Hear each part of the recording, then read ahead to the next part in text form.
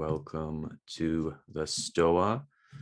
Today we have Dave Oshana with us. Dave is, as he was telling me before we let everyone in, he got enlightened 21 years ago and has been doing this thing called Enlightenment Transmission, Experience First, Understand Later, which is the title of this session. So yeah, I have no idea what we're in store for today. And so in a moment, I'm going to hand the stow over to David, and he's going to just lead until the end. He's going to take me back in, and we're here for 90 minutes.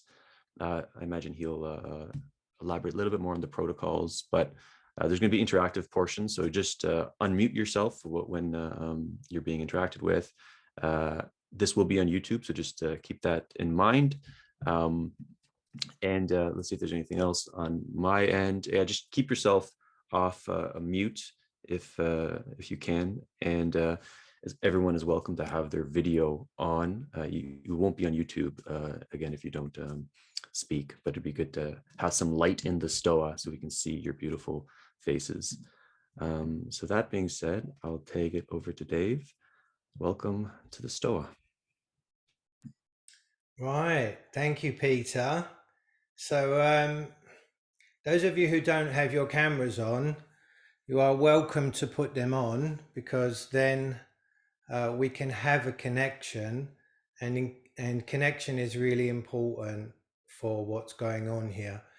What I see it as, just to give you like a little understanding as to what I'm into, I see it that each one of us is like a brain cell in the brain of humanity. And a brain can only function well if all of the brain cells are communicating, and they're communicating well, and they're communicating effectively, and that they're open.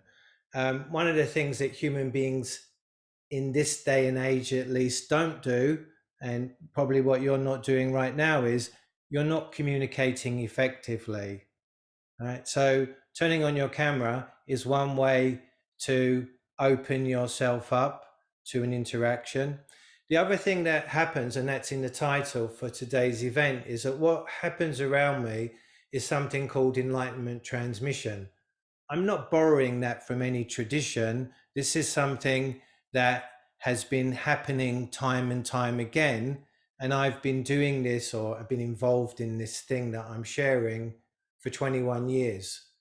I started sharing it because I got enlightened in the year 2000, and I had been seeking enlightenment from being from a very young age. Basically, I came into contact with yoga when I was 5, and I was reading about yoga and meditation and pranayama when I was 7. So I was exposed to the concepts of enlightenment, and that put me on a quest where I joined my first spiritual group when I was 11. I joined an ashram when I was 17. But what I can say about all of that is that the spiritual groups that I went to, the techniques that I did, and the books that I was involved in, and the spiritual leaders and gurus that I had a connection with, I would say it didn't cause enlightenment. So I'm very clear about several things. One, that I'm enlightened. Two, that enlightenment transmission happens around me, and the techniques that go on, and the games and the politics and the various kind of codependent relationships that go on in spiritual groups, as far as I'm concerned, they didn't get me enlightened. And as far as I'm concerned, they're not going to get you enlightened. For many people, enlightenment is a faraway concept. In fact, I would say it's even a dated concept, that most people are not concerned about getting enlightened. What they are concerned about, I'm just trying to get rid of this, people are coming to the waiting room, people are coming to the waiting room all the time. It just keeps flashing up in my screen. I don't know, could we just leave it open, Peter, like for a minute or two, just let people maybe filter in, and we don't see them coming in. But for enlightenment is a concept that for many people, when I came into contact with it, it existed. It was coming really from the East.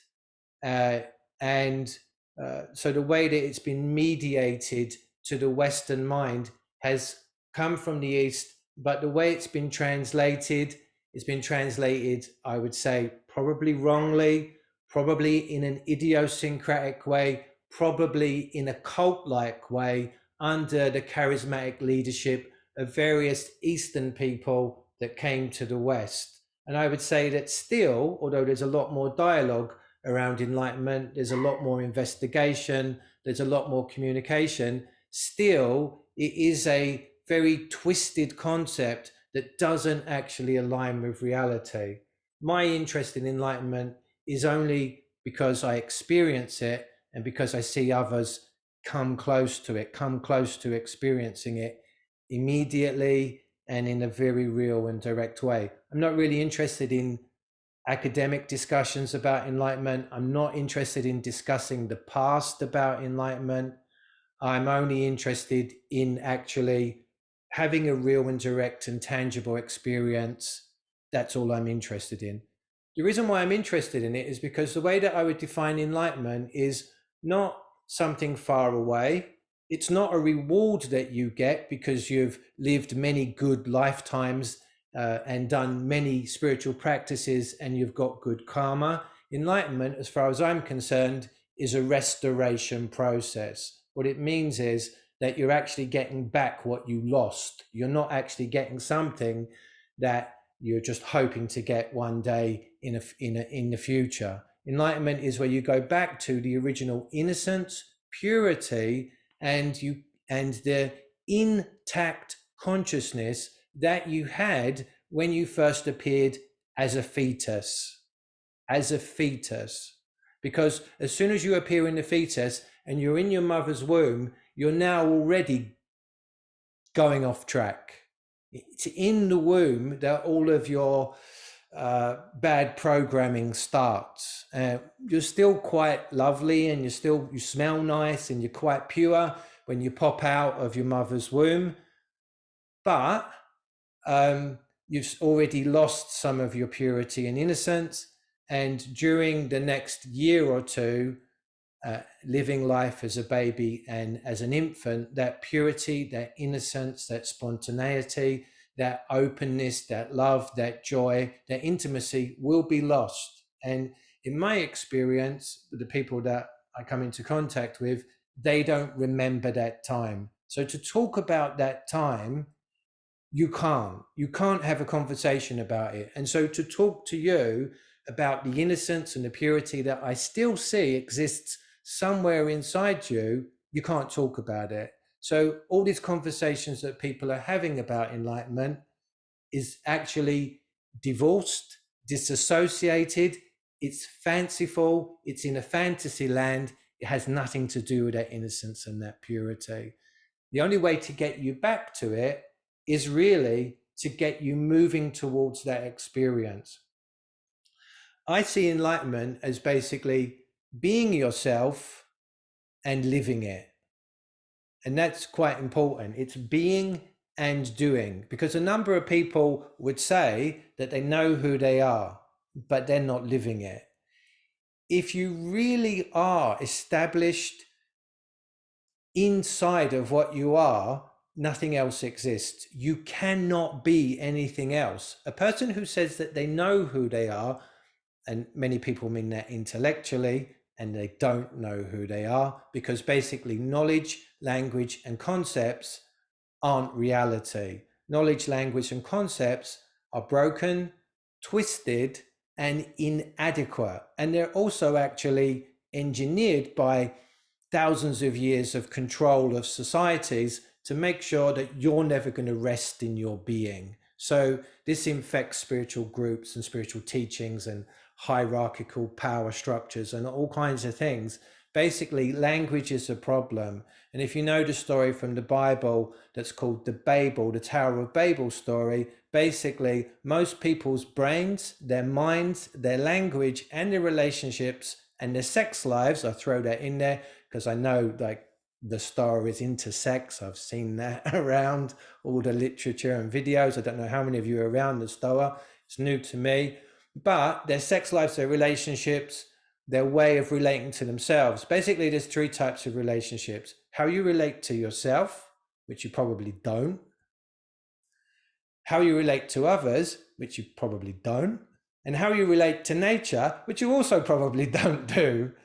Those three relationships are broken. And getting people back to those relationships requires coming into contact with your life source, the life force energy that comes from somewhere that we don't see. We don't see where energy comes from. We only see what happens once it arrives. I was walking in the forest today and there was a tree that was broken. I don't know if it was broken by the wind, had it probably by the wind, but sometimes they snap because of lightning. You never see it coming. Similarly, as I'm talking to you, the life force that is animating me, that is allowing me to hold myself upright, that is bringing my voice through to you, that is modulating my voice through my lungs and through the use of lips and mouth and throat and all of those things, the focus that I'm keeping on the screen as I'm watching all of you, all of those things are the after effects of the life force energy. What I'm interested in having people have the experience of, but it's not done like this. You'll hear a concept, but you can't practice it this way. What I'm interested in people having the experience of is traveling back up the energy line from manifestation to where it's actually coming from. Now, you can't do that by me telling you that that's what should be done. You can't do it. You don't understand what I'm saying. And if you try to put together some ideas in your mind and go, okay, right, I'm going to go back up the ladder to where the source of my consciousness comes from, it's not going to happen. And the reason for that is because, well, for one, your language is broken. And the way that you think primarily is based on the language that you have been taught. If, for example, English is your primary language, your way of seeing time and your way of putting ideas together will go from left to right. Whereas if your way of language is primarily Hebrew, it will go from right to left. If it's Japanese, it will go from the top and it will go down. That's how you're going to arrange things spatially. When I'm talking to you, also when I'm watching people, you have the various experiences of your life are spatially arranged around you. And when you wake up in the morning, you are moving in the same space of dream time that you were moving in when you were asleep. So when I meet people, they're still dreaming, but they don't realize it, because it's like when the sun comes up in the morning and the full moon seems to disappear. If the sun and the moon are lined up and they're almost near each other, the moon will disappear, but it's actually still there. Similarly, your dreaming doesn't disappear when you wake up, it's still there. It's just that you're so occupied with being in this world, and you're very occupied with using something that I haven't mentioned yet called your identity. Your identity actually is some kind of tangible, animated structure. The only thing is that your identity is an imposter. It's an illusion. It doesn't really have its own real tangible source. It's not like, well, here's my body. That's real. That can be felt. That can be touched. But your identity exists symbolically as a representation of your reality somewhere in your mind. And when your consciousness comes into contact with it, it gets seduced, it gets hypnotized, and it gets lost in the inner life of the symbolic representations of reality, which are quite often, and probably always will be, erroneous, unfactual, and problematic, and quite often messy. And it's not just in the person's mind that this mess exists, but basically every experience that you've had every thought that you have, every emotion that you feel leaves some kind of stain or residue within inside your body. It will affect your nervous system, and your memories will be located around your body, so that if you were touched in a certain way, or if you had an accident in a certain, and the pain went into a certain part of your body, every time you come near to that place, and this is in your unconscious, so you won't necessarily be aware of it, you may go into a fearful state, pain, suffering, joy, or ecstasy. But it's all rehearsed. It's not fresh. It's not new. What most people are doing is they're recycling their old experiences. They're not actually having fresh experiences anymore. The way they talk, the way they think, the way that they behave, the way that they relate to other people is all behind many fences. And those fences are learned ways of being, relating, and mostly censoring themselves. Most people are busy, involved in the activity of not showing what they think, not showing what they feel, not showing who they are. When a person does that, they are going to lose contact with who they are. They're going to not be able to look at themselves, because once you start censoring yourself, once you start limiting your self-expression with others, you're actually cutting off from the very signs and markers and tools that you need for self-awareness.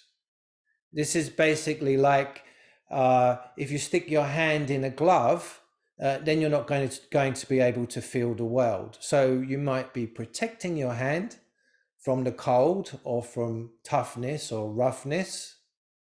You might be hiding your hand, but now your hand is not in touch with the world and the elements. It's no longer sensitive anymore. And if you really hide and protect your hand deep within inside a very thick glove, it's going to become insensate. Basically, it's going to go into what happens when people are put into sensory isolation or sensory deprivation for an extended period of time. Your hand is going to hallucinate. It's going to hallucinate a world that is based upon its memories of how the world once was. And that's basically what happens in your mind with your identity. Your identity is hallucinating a world that you once had experience of, but no longer exists. Well, I think I've said enough now. I think I'm just going to be quiet and have a cup of tea and just take it easy. And I'm going to have a look around the gallery as well, because people just kept coming, and coming and coming and coming. It kept flashing up on my screen. I couldn't concentrate. So I just take a minute to see what's happening here. And actually, while I'm doing that, I would like to hear some voices, because when I hear your voice, I know that something's happening. Right? So any of you can unmute yourself, and you could just, at the very least, just say where you're from, or just say hello, right? Just say hello. I can hear something. Go ahead. I just drink my tea and milk. Hi, Dave. My name is Adi. I'm talking to you from Florida. We've been exchanging emails the last couple of days. It's good to see you. Thank you. Can I ask a question? Is that okay to do right now? Well, you can ask it. It might not get answered right now because I haven't even put my cup to my lips yet. But you can ask, go ahead and it will go on the Substack.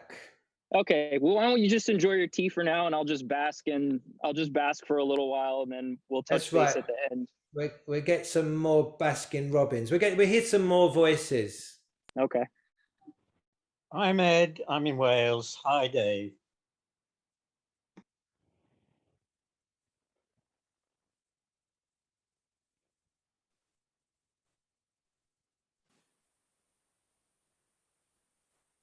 Hi, Dave. I'm Somani. I'm in Toronto. Really happy to be here with everybody.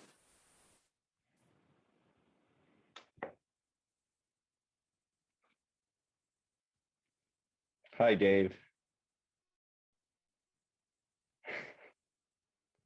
I'm Alex. I'm in Nova Scotia. Listening.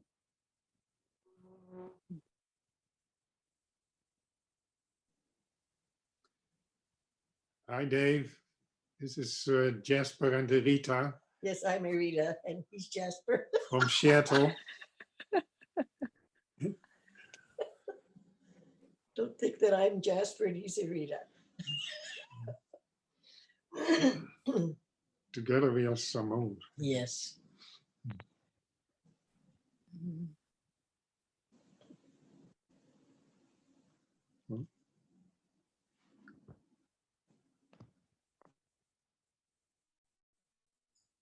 All right. Okay. Right. Well, I've drunk my cold tea. Was that someone else? Was that Leslie or someone? Or who is it? Who's? I can't tell. I heard someone go. I want to know who said. I want to see the animal that's behind that noise. Who is it? Or has someone just left their microphone on?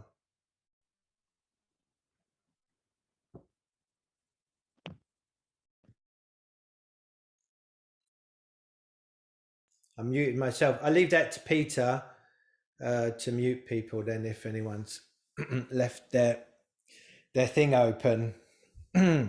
Right. So where can we go? So a few things I'll just say about this Enlightenment transmission.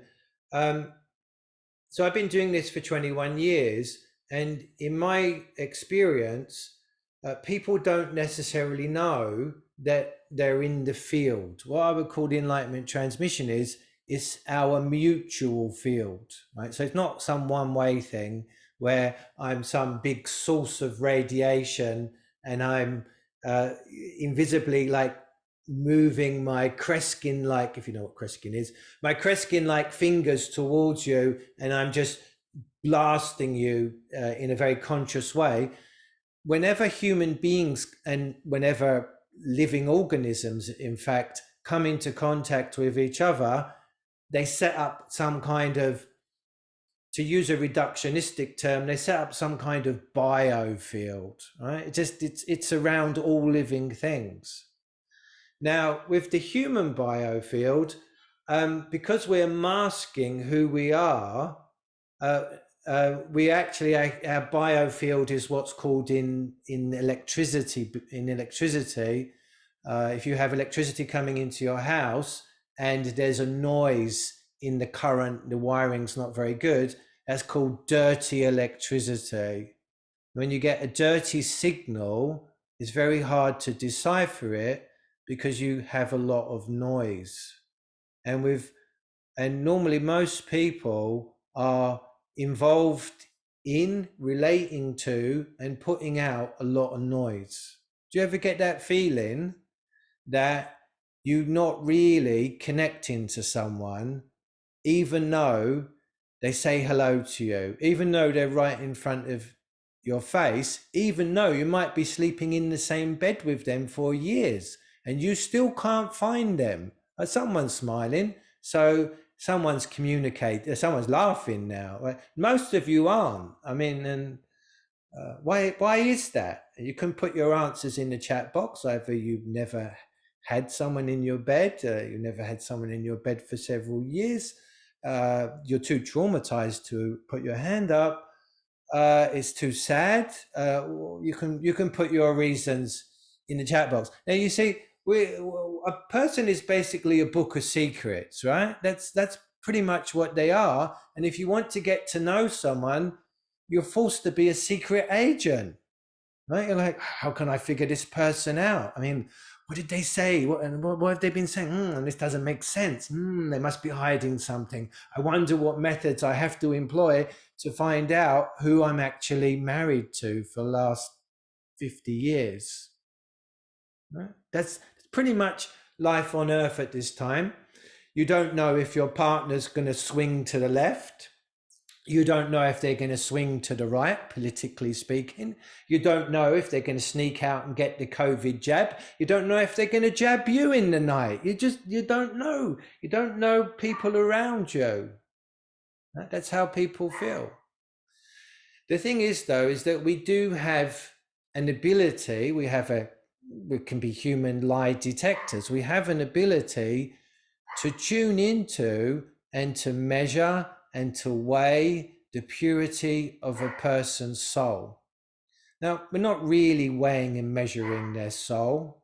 We're actually weighing and measuring what appears here. It's the same thing with the sunshine. The sun is always pretty much pushing out the same amount of light and heat, but on a cloudy day, or when we revolve to the other side of the world, we don't get all of that sunlight.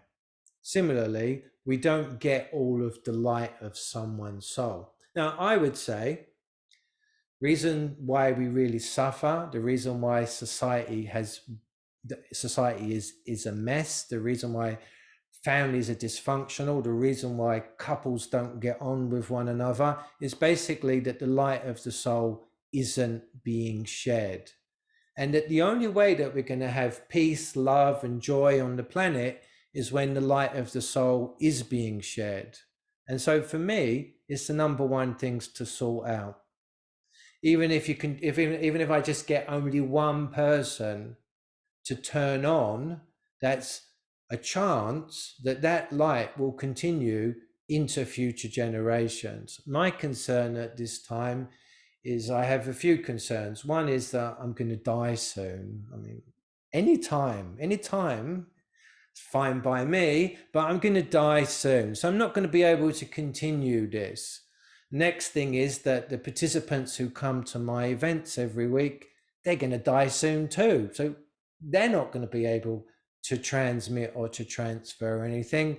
And then there's a very dark cloud going over the planet. You've probably have sensed it. I mean, this isn't like Lord of the Rings stuff anymore. There's a very dark cloud, and it's quite possible that human beings won't be able to sustain free will, consciousness, or the ability to actually know who they are and what they are anymore. Like that may be, people basically may be chemically castrated, and that may be taken away from them, and they may be basically put out to be like farmyard animals working for some evil core that they don't even know who's at the top of it. So these are difficult times that we live in. People are working harder or they're losing their jobs. Youngsters are becoming addicted to the wonders and the joys of the internet and video games, and losing track of contact with the real world. Now, if you know anything about educational psychology, in the early formative years of your life, you have to engage in the physical world in certain ways. Otherwise, like for example, you have to lift objects and you have to throw them and you have to see that they disappear and you feel that they have weight and mass, and there are different qualities that objects have, different tastes that foods have, different things that different foods give you. When you taste them, you go through different states of emotion. And only when you have a very rich and varied experience of the physical world can you actually have a very sophisticated mind. And you can still develop your mind by moving in new ways. But if you've never moved in certain ways, your mind can't stretch in certain ways. Similarly, people that get involved in music, they're able to think in new creative ways. So the thing is that now what I see is that the kids today, they no longer have simple and easy access to the physical world and all of the ways of relating that are available. And also, they are seduced into involving their minds and their bodies in an electronic life. So they're actually, for one thing, the identity inside your head is an imaginary life, but now their imaginary life and the way that their brain is being rewired, and also the way that they're being taken away from having real world experiences, that's all being mediated through electronics. That's all aside from the fact that everyone on the planet who has a social networking account or has a Gmail account or surfs the internet is being socially profiled, or who has a mobile phone is being socially profiled and manipulated by what is being fed to them. That means that your access to information and the information that you're being fed is designed to take you on a path that isn't of your own wish or your own consciousness. So basically, it's a very difficult time. And if people don't wake up quickly, their window may close. So I personally have accelerated my activities. For 21 years, pretty much, except for the first couple of years when I got enlightened, I have just been quietly doing things with a few people who happen to hear about me. I don't normally do events like this, and they've been quietly enjoying retreats and spiritual different experiences. I don't have to call them spiritual experiences, on an island in Finland and in various places and online. They've been going into and having all kinds of states of experience that most people would think, well, they wouldn't know existed, but also don't realize are immediately available. And so the title of today's event is Experience First, Understand Later. And when I was a spiritual seeker and my enlightenment didn't happen until my early 30s, when I was a spiritual seeker and I'd been doing it, say, for about 25 years, my approach was understand first, and then you'll get your experience. Understand the scriptures, understand the concepts, understand the techniques, understand what your guru is telling you. Use your head, explore the concepts, explore the scriptures. It was all wrong. 2 years before I got enlightened, I changed my approach, or rather it got changed for me. I had, for a number of years, had come into contact with physical, tactile, tangible, feeling, emotive, expressive, and cathartic activities. I had gone from a person who would read 10 books a week, geeky nerd, who was putting all of his faith and hope in his problem-solving skills. I can program computers and various things.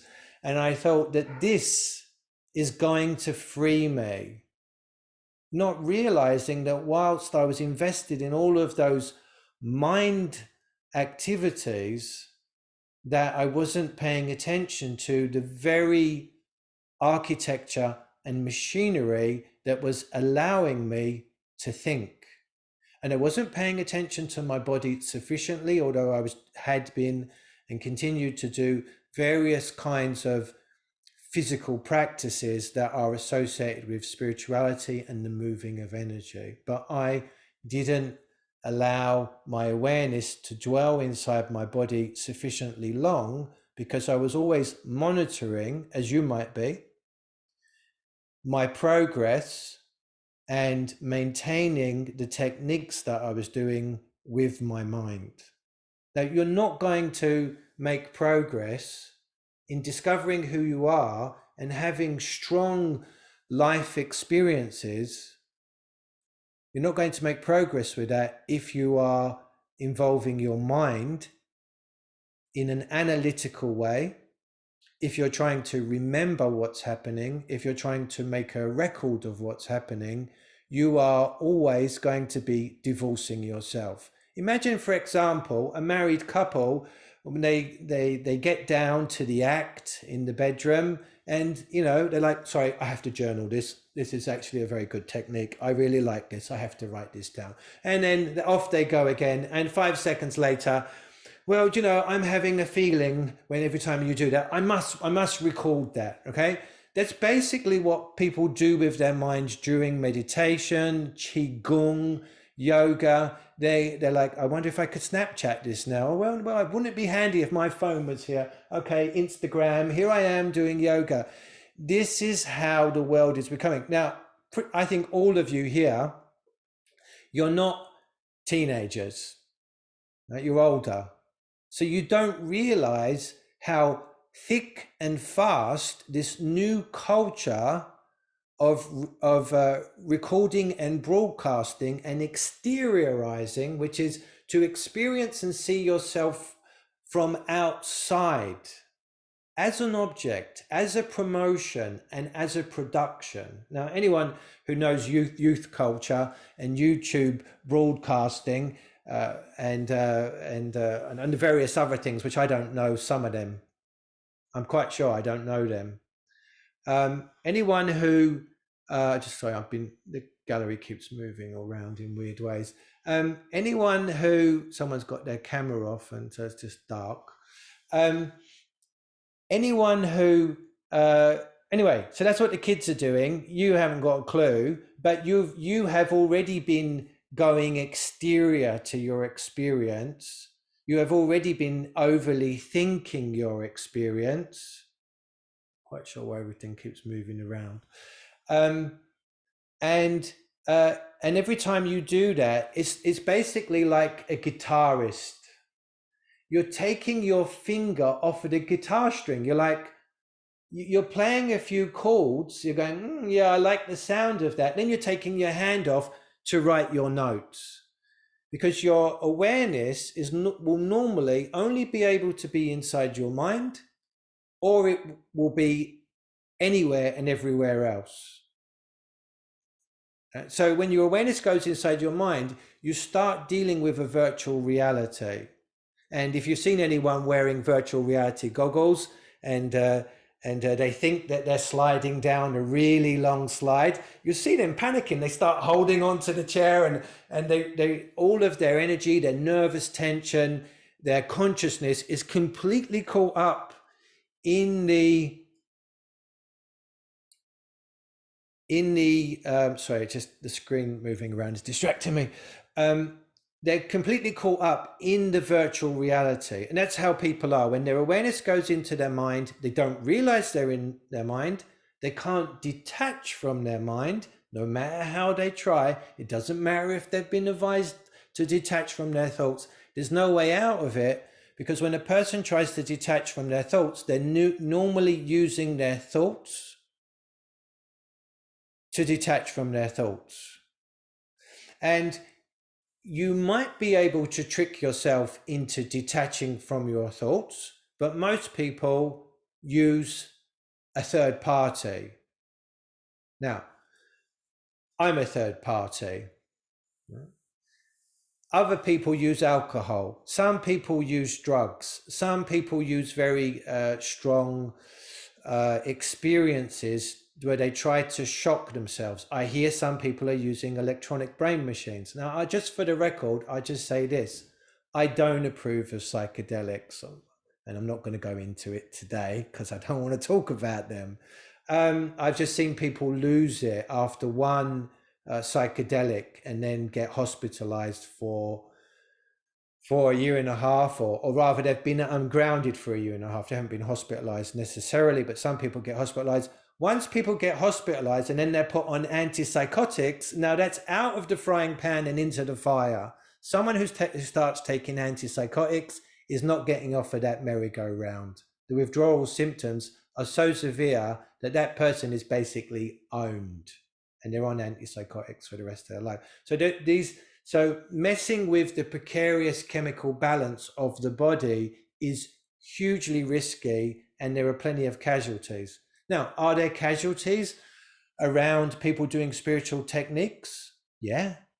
Spiritual techniques called breathing strongly. People can lose it too. People doing extreme forms of yoga where they're constantly back bending and also locking energy inside their body in various places. Actually, I mean, in typical yoga, they will hold it in the throat and they will hold it in the anus. But there's all kinds of other blocks and locks. People also block when they're doing tantric activities. Sometimes they do it with their mind, sometimes they do it with their fingers. Both things can lead to varicose veins and other eruptions that you wouldn't like to appear on your face, but your eyeballs could pop out, right? So basically, any kind of blocking of the energy inside the body, it's problematic. For that reason, when I teach people ways to come into contact with their energy, and we do it through a way of moving, I don't believe in sitting still and becoming like a stone Buddha. That's just for stone Buddhas. That's not for human beings. A human being is always in motion, is always in movement. We're organic, we're not rocks. And we constantly have to adjust ourselves to the moving of the planet, the changing of the tides, wind, convection, and having a sore arse, right? We have to keep changing it. You like that? You like it? Every time I use a rude word, you're smiling. I mean, this is just cheap comedy when I do that, honestly. You should never reward a comedian just for swearing. It's just, you will ruin their act for them. I'll just say that. But I'm just testing the waters here, okay? I'm just testing the waters. I don't like to swear, by the way.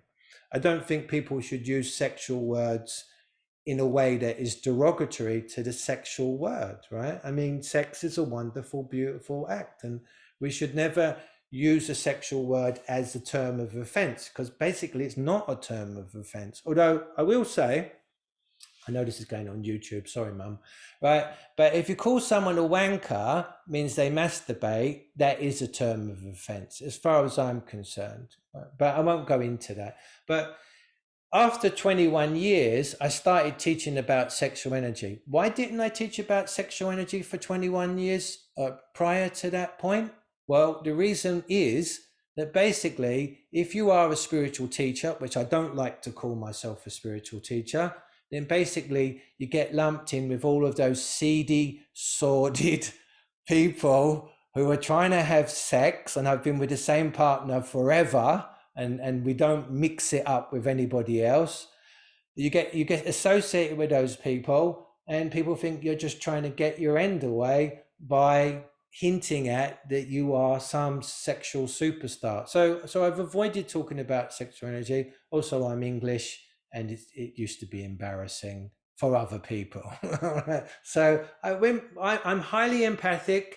If I see someone getting embarrassed, I get embarrassed for them. In fact, the way that we work with each other, the way that we relate to each other, and the way that we heal each other is not by some fancy techniques. It's simply by consciousness being present. Now, it's easy to say, and you can get people like someone who's on Oprah Winfrey. I won't mention any brand names. That's already a brand name. But there are people who talk about being in the moment. They talk about being present, but from my observation, it's still a concept. Right? And the thing is that it doesn't matter how many people say that they're present. It doesn't matter how many followers they have on YouTube. It's actually, some people have millions of followers on YouTube and their content is crap. I'm not just talking about spiritual things. I mean, it's amazing how people have millions of followers and their content is crap. So one of the things that you have to do is, if you have to divorce yourself from any idea that there's an authority until you have tested that someone really knows their stuff.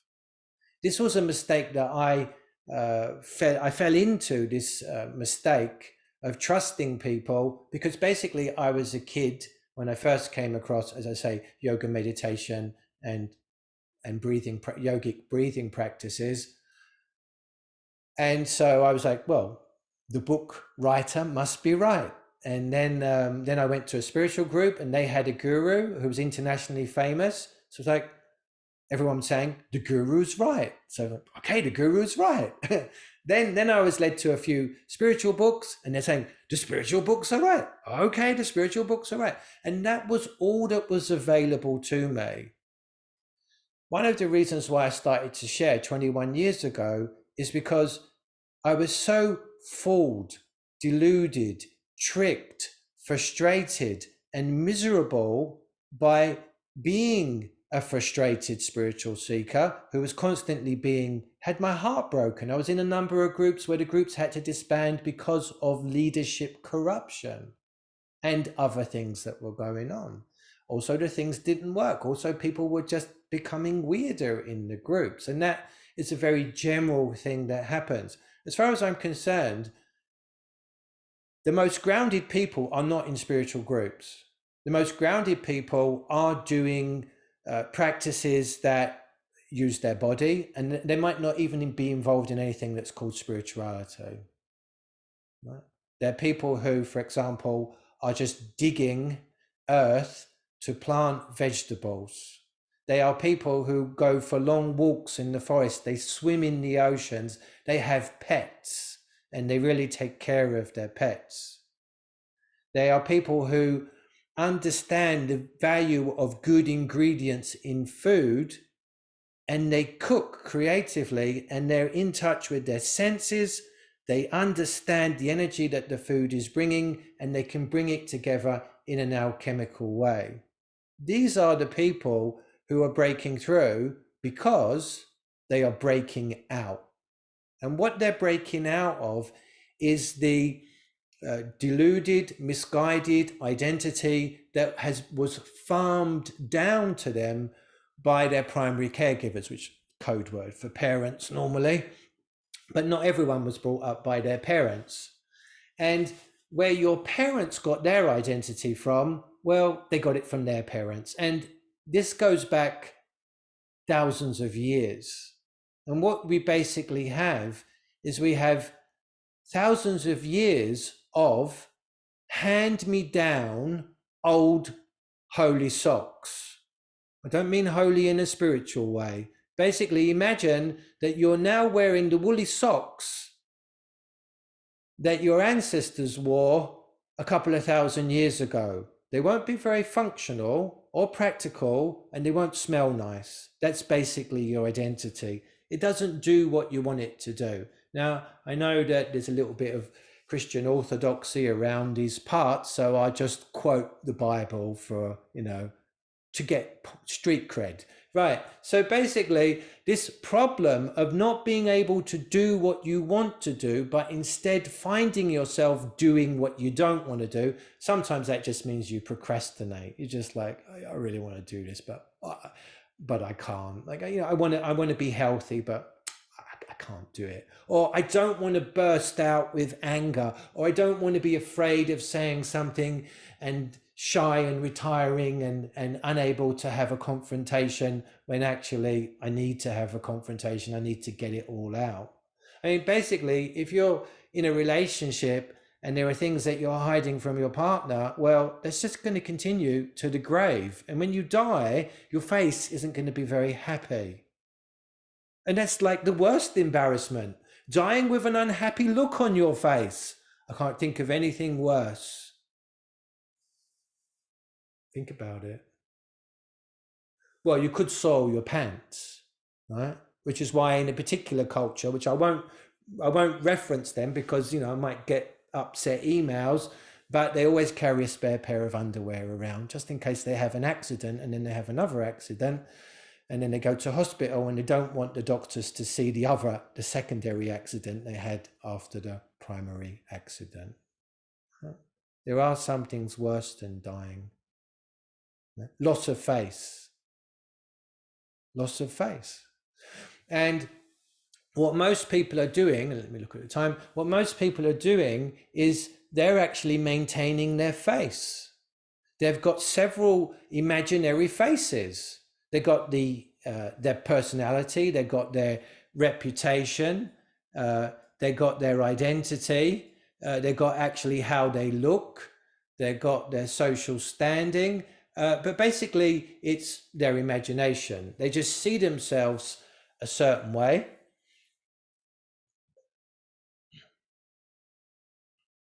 And them trying to maintain it for the dear life of them. And so in spiritual groups, what most people are trying to do is they're trying to do what I observed when I was a young kid going to a spiritual group, when I was like something like 15 or 16 years of age. And there was a guru at the front, and the first 3 rows were full of the guru's disciples.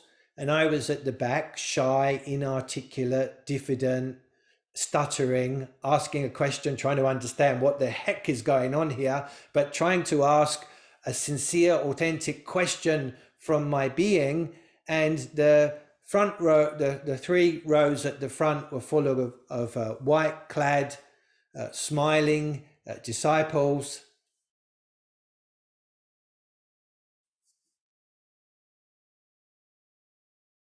All trying to get some of the guru's spittle or something on them, holy prosciutto, sacrament.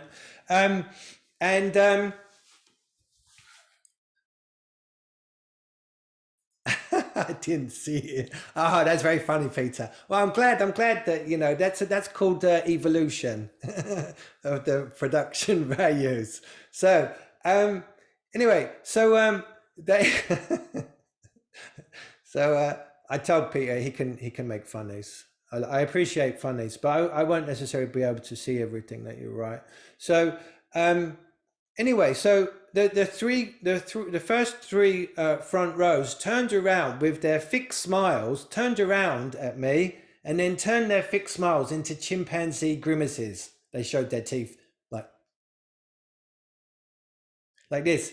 And it was like, how dare you disrupt our guru fantasy bond? How dare you introduce a question which could introduce doubt into our relationship? And that's how many spiritual groups are, not just spiritual groups, all kinds of groups, political group, COVID vaccine groups, all kinds of groups, family dynamics. People want to exist in their fantasy. Now, one of the things that doesn't happen in the group that have collected around the Enlightenment transmission. See, I don't want to say that like what happens is around me. I say it's around the Enlightenment transmission. And what I have observed over the years is that those who have participated in the Enlightenment transmission field start to be able to have open, honest, vulnerable, and high energy interactions with others, even if they don't talk, even if they're not trying to do anything, even if they're laying down and sleeping. A person can be very high energy when they're sleeping, meaning that you can get a very tangible waft of warm, humid Hawaiian air coming off of the ocean. It's peaceful, it's placid, but it's effective. And I have observed that as participants unleash their soul. That was a Superman move, by the way, mixed with ballet, but anyway, and qigong, a certain type of qigong. But anyway, but as they let their soul come out, then what happens is that engenders trust, that engenders openness, that engenders mutual honesty. People let their guard down, and for the first time possibly in their life, they start to experience the possibility of loving connections. That was wisdom speaking. The name, if you saw the name. Anyway, so I don't even know how that happened. I mean, there's an empty chair. This is very Gestalt. Anyway, so so the loving comes out of them, and what I have observed, I'm very happy with what I'm observing, is that the participants who come to my events, I tend to have events on Saturdays and Sundays, but they've been having events on Tuesdays, Wednesdays, Thursdays, sometimes Mondays, and they now have an Australian section that's quite busy on Saturdays. And these are participants getting together, doing their own thing, sharing, being open, honest, and vulnerable. And I'm seeing it that at this time, especially with people going into lockdown, masking, isolation, quarantine, and basically fear of the other has ramped up. And also people have been on a trajectory anyway of wanting to be away from other people. And this is one of the things that goes on in human beings. There is a push me, pull me. There is, I want this and I don't want it. I really want love, openness, honesty, intimacy, full body, full mind, full psyche, full open heart expression contact. I really want it. But it's a bit painful to admit it to myself. People reject me.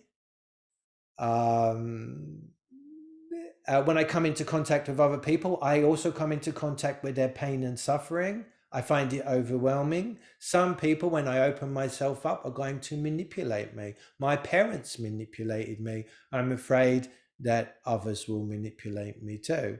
And all that, what that does is that causes restriction and inhibition. It causes withdrawal, and the withdrawal is basically the energy of a person's soul doesn't come out. It retires into a refrigerator and they close the door.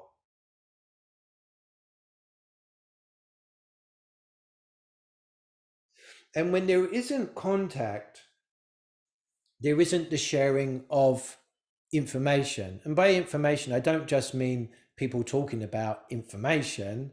I mean that there's information that we receive. For example, when someone you pass a stranger. I was walking my dog today and I was wiping some saliva off of his mouth. I wanted him to look his best, for our next dog contact. So I was wiping some saliva off of his mouth, and an old lady, which was older than me, which is old then, was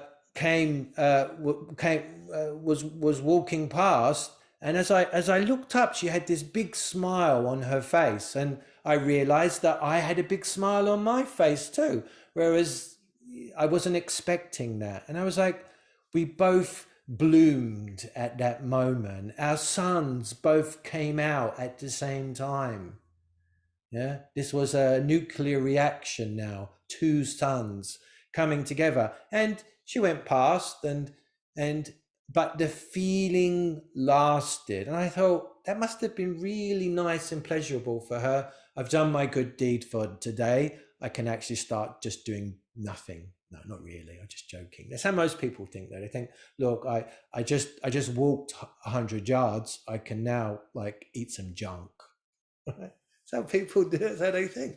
But the fact of the matter is that your being wants to be in constant contact, in constant energy, wants to be high energy, wants to be highly aware, doesn't want to restrict anything any of the time. That's how you want to be.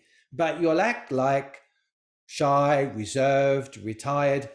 Then when you get people at the opposite ends of the spectrum, they go full metal jacket extrovert, and they end up pushing people away.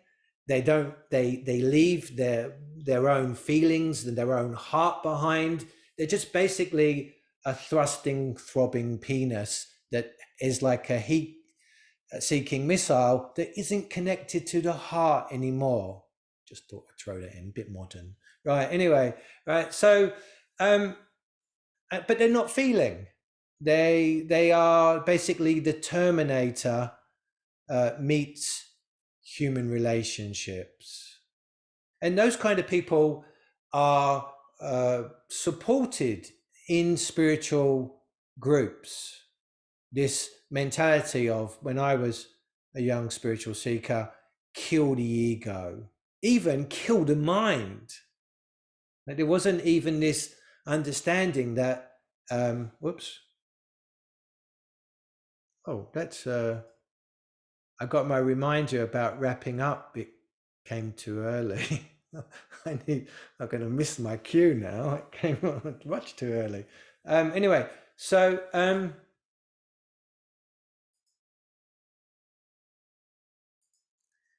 what was I saying? Oh yeah, so spiritual groups actually support the when I say when I was a seeker, the killing of the mind. Well, if you kill your mind, that's going to be a huge problem. But I didn't realize it, because we exist in militaristic societies where the kind of self-sacrifice that involves maiming yourself goes unnoticed, seen as part of life.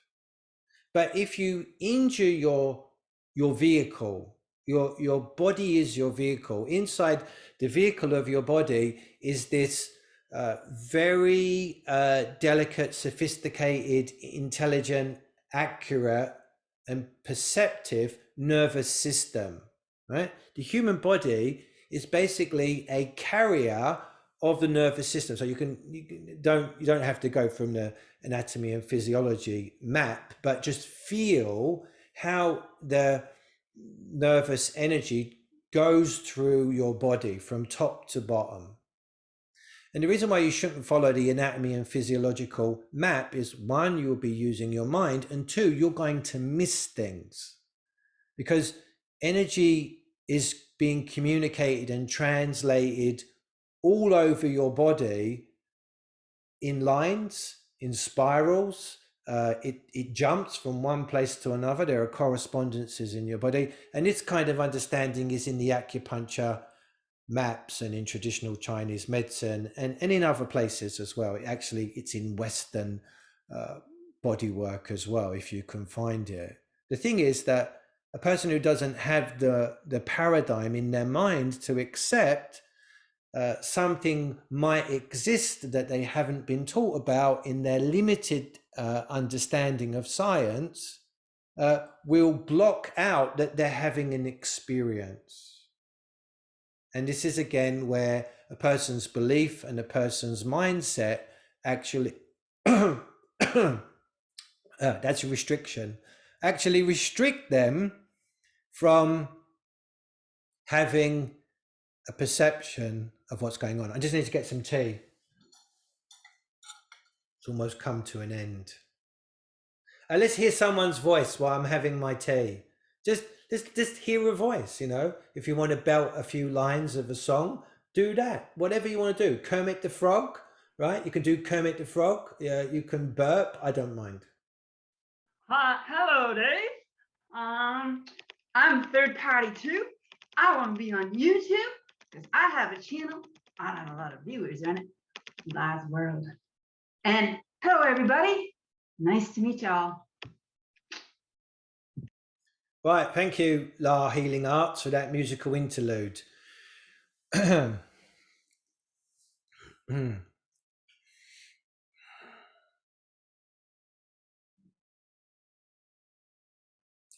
I can also do quiet, by the way. I mean, today because of the time limit that we have, I've kind of rushed into this and tried to give you some on the spur of the moment description. Every time I talk about this experience, our experience, the space between us and what happens in that space, and whether it's actually happening. We have this expression in England, like, and I'm sure you have it in other English speaking countries, but it's like, nah, it's just not happening. You can apply that in all kinds of ways, in all kinds of situations. Nah, It's just not happening. Right? So you can apply. So the thing is that what it means is that between you and me, it's not happening. And if it's not happening, then normally what two people will do is they will just turn around and they will walk away from each other. But when that happens, the heartstrings get torn. Just like if you overstretch your muscles. You try to separate your joints. You try to take your forearm out of your elbow joint. You're going to start tearing things. We actually don't really want to be very far away from each other. We don't want to enter into loveless connections with each other, robotic connections. We don't want formality. We don't want status. We don't want positions. We don't want people acting out roles. We actually want to get back to something that we were deprived of when we were babies, which is fully open, unconditional love. Now, parents may feel a lot of love towards their babies, but it doesn't take much observation to notice that there is a limit. And some parents even actually verbalize that to their kids. They're like, there's a limit. I love you. Or they don't even say I love you. They don't even preface it with I love you. But there's a limit now, okay? And you're going over the line. Not, I'm delighted when you go over the line. Go over some more lines. Go on, do the whole 100 yards, touchdown. And that's not the thing. No, the parent's paradigm is being pushed to its very small end. And most people are holding on to their paradigms. They're holding on to their personas. And bit more of a complication, which I think is too complicated to go into today. But what most people are holding on to is a bag of sub-personae, like little ping pong balls with faces on them. Most people have a bag of sub-personae. I don't want to go too much into it, but basically the sub-personae are a splitting of the primary persona that a person has, and then it splits. And and when it splits, some of the life force energy goes forward to be the public facing persona, and some of the energy gets left behind and it goes underground. It becomes subconscious, and part of that person's persona, maybe it's openness. Their openness goes down. Next time they get another incident, their trust goes down. Next time they get an incident, their joy disappears. Next time they get an incident, their confidence gets eroded. Next time an incident comes, their optimism disappears. And what you end up with is that as a person gets older, they become less of a full, living, vibrant human being. Now, the question is how to resolve that. And I'll keep an eye on the time because I haven't invited any questions. I'm afraid of questions, though. I might get a bad question. I might have to embarrass you and say, that's not a good question, right? Well, anyway, I'll come to what a good question is in a moment. Because there's no point asking useless questions, right? There's no point, except for to waste time. And some people think that life is about wasting time. That's the most that they can do with their days. How can I waste some time today? How can I waste some more time? Oh, that was really unsatisfying. Next time, maybe I can satisfyingly waste some time. But I think, no, you're here designed, created to relate in particular ways. There's nothing mystical about this. There's no like hidden code that you have to uncover. You are here, just like everything is here on the planet, to relate and act and behave in certain ways. The thing is, you're not doing it. You're not doing it. You're not doing it. You're just not doing it. That's it. You're not doing it. You know. And the thing is that we can help each other start doing it. We can. When someone is present when someone is open, when someone is prepared to be with you with your pain and your struggle, things start to change.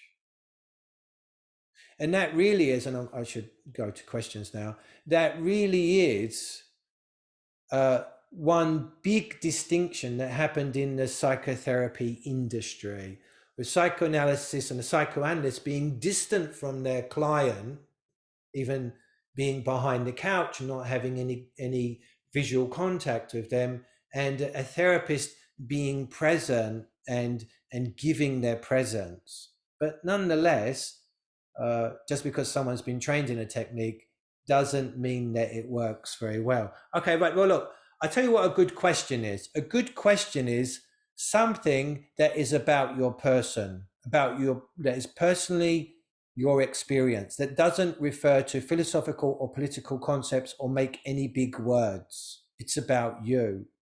And in the end, when you start talking about what's personal, it ends up just being your experience, and there's nothing else that really can be said or done about it. So anyway, I realize I might be catching you there.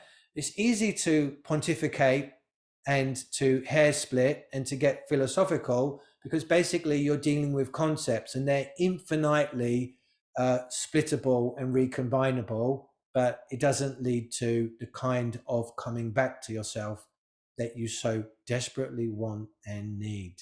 All right, well, look, I'm just happy to hear voices now. You know, that's like, you know, what you're supposed to do, isn't it, when you present? So anyone who wants to say anything, you can. It's all good.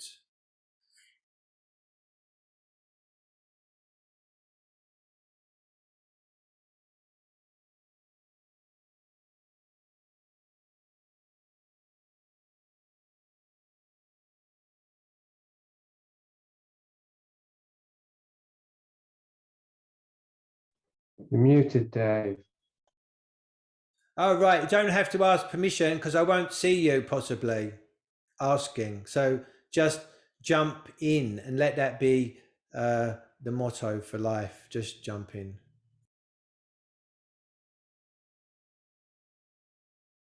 I'm especially interested to hear from people that I've never heard from before. I like to meet new people.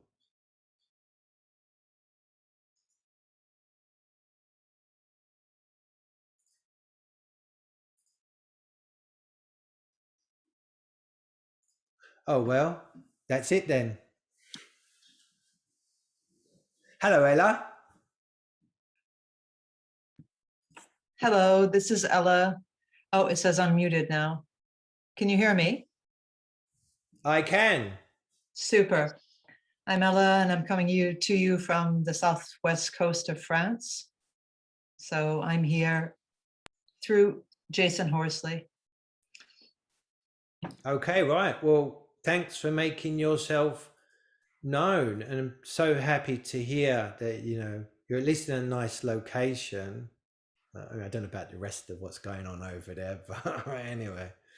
Thank you. It's really nice to meet you, Dave. Nice to listen to you. Thank you so much for what you're sharing. You're welcome. Well, we can do it another time. Anyone can, you know, we have other free, we do, I mean, for people who only want to come to free events, we have free events running, like, at the moment, we're running them almost every weekend. Hi, this is Julia, and once again, my camera isn't working, and my brother and my other techie friend fixed this thing, and I checked it many times, and yet again, it doesn't work. So I apologize, and I appreciate for your generosity letting me stay, because I know it's a rule, and I have no idea why this happens. However, I do want to give you some feedback. I was on your call 2 weeks ago, and afterwards, I noticed this really interesting swirling energy, counterclockwise swirling energy in my abdomen for hours. And I thought, oh, that's interesting. And there had been interesting things that I mentioned last time before I signed up. This time, it was really much wilder. The swirling energy, I was inside it, and the synchronicities were absolutely stunning. And I just want to say, it was fairly, yesterday was very wild, today very quiet, But thank you. I'm enjoying these, and I'm sorry about my damn camera. I don't know what's wrong with it. It works all the rest of the time with other people, but with you, it blacks out. That's it. Yeah. Well, thank you. Apology accepted, and thanks for that little laugh at the end as well. That's really what I listen out for, the non-verbal signals.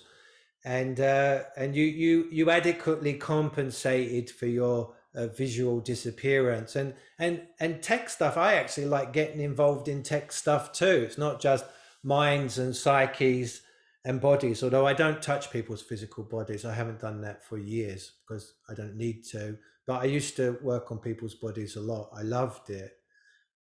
All right, who else? Oh, keeping an eye on this. We've got 6 minutes, I think.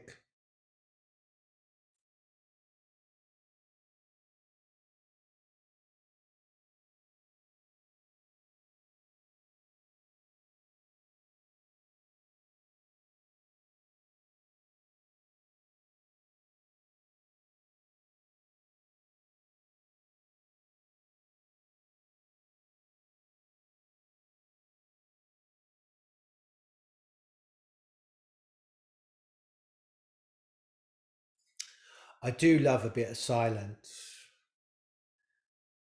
especially if I feel that people will start squirming. There's nothing more I like than hearing people's buttocks sliding over the couch as they're trying to hide that and keep their face impassive and unemotive. Like, you can't really hide. It's like a dog not trying to wag its tail. Your diaphragm will start to hurt after a while. Your glands will start to come up, and your eyeballs will start to go under pressure. Hi, Dave. All right, Jasper, I know you, so you have to make it really short because I want to hear from people I don't know. Hello, and hello, Erita. Hello. You mentioned the Enlightenment transmission. Is that something unique to you? No, I said earlier, it happens between all of us, but it happens best when it's not blocked. I'm going to mute you, Jasper. Right. Hello, Lizelle. I'm picking on you because you were smiling. Me, Lizelle. Yes, you, Lizelle. Danku. It's nice meeting you. You're I was welcome. actually thinking something, but I don't know. It's really random, I think. What's up with the moon? That's very cute. That is, Lizelle. What's up with the moon? That's what I like. I like these subliminals. I mean, it would be terrible if the moon was down, wouldn't it? No, but really, isn't she acting strangely lately? Well, there's a lady here who communes with the moon on a nightly basis, and I would like to get the two of you together because I think that you're both onto something. Yes, something is going on with the moon, but no, I'm getting goosebumps now, Lizelle. I think I'm not going to be able to end this meeting, and I have to. I've only got 3 minutes, but thank you for that. Anybody else before I pick on you?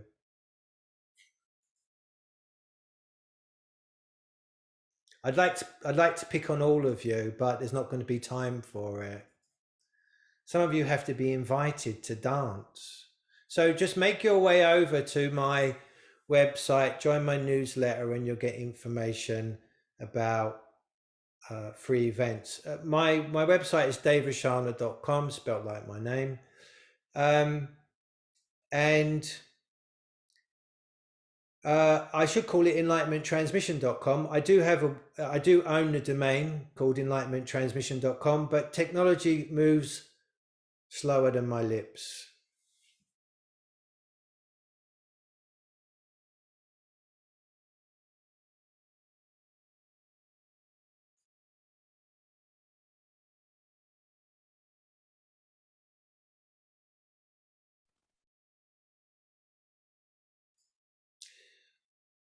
Yeah, I can see some people want to talk, but I think, whoops. Oh, I just Lost everyone.